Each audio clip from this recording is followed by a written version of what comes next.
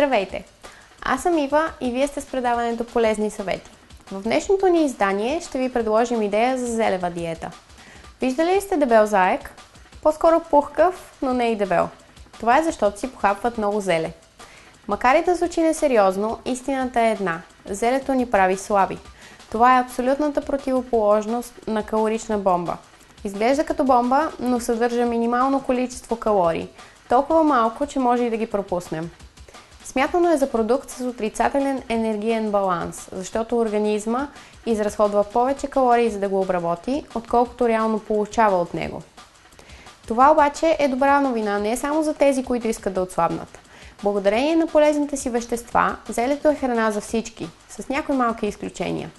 Не се препоръчва консумацията му от хора, които имат стомашни проблеми, защото се смилат трудно и по този начин натоварва стомашно-чревния тракт.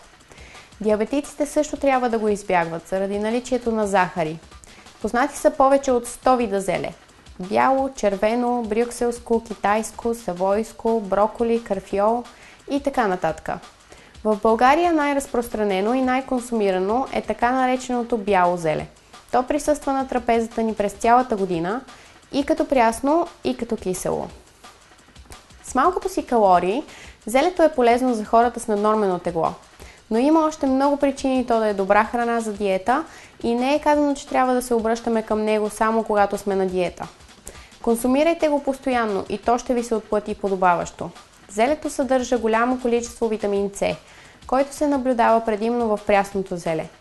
Ако не се консумира веднага, съдържанието на витамин С изчезва след един ден, а то е важен освен за имунитета и за забавянето на стареенето. Затова пък има други витамини в зелето, които се грижат за красотата на кожата и косата ни.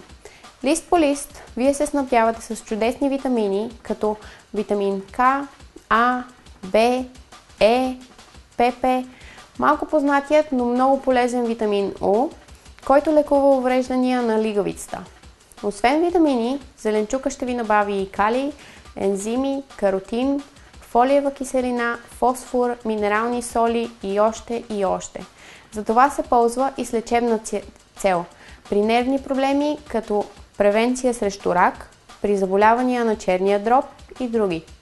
Голямото количество целулоза пък въздейства положително на перисталтиката на червата. Ако все още не сме ви убедили да захрупате зеле, за да сте здрави, нека се върнем към ролята му в борба с наднормените килограми. Както ви споделих в началото, той има малко калории, а ви помага да изгорите повече. Освен това, може да се яде когато и колкото си поискате. Засища бързо, защото запълва стомаха и ни помага да не усещаме глад. За жалост има един малко неприятен момент с подуването на корема, което яденето на зеле често причинява. Докато се смели, зелето е възможно да получите газове, но това се получава само ако не сте свикнали да консумирате и скоро организмът ви ще се пригоди. Съдържанието на витамин С в зелето допълнително ви помага да изгорите мазнините.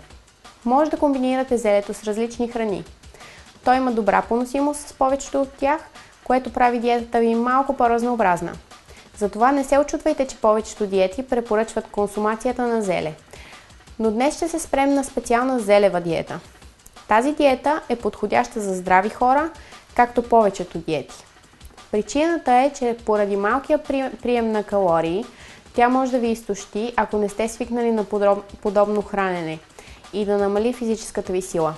Затова прегледайте се обстойно преди да я приложите и не си го позволявайте повече от веднъж на 3 месеца. Първия път пробвайте за по-малко време, за да видите дали ще ви понесе зеле и до какъв размер има ефекта му. Ако сте били вече на зелева диета, следващия път я приложете за 7 до 10 дни. По време на диетата не трябва да консумирате сол и трябва да увеличите приема на вода, дори и да не сте жадни. Може да хапвате зеле колкото желаете по време на основните хранения, а също така и между тях. Може да намерите диетата, която екипът на Полезни съвети ви препоръчва под видеото, тук долу. Радвам се, че бяхте с нас и спокойна вечер!